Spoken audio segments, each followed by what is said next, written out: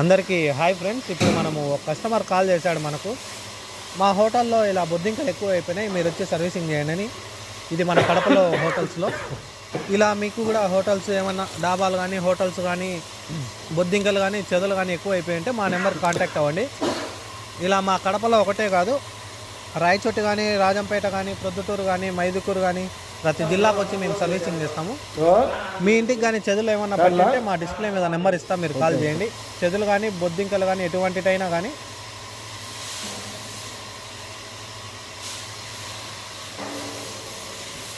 మన వీడియో నాకు కూడా పెట్టింది, నాకు కూడా వీడియో పెట్టు, మళ్ళీ వీడియో నాకు సెండ్ చేయి, నా దగ్గర పెట్టుకుంటా.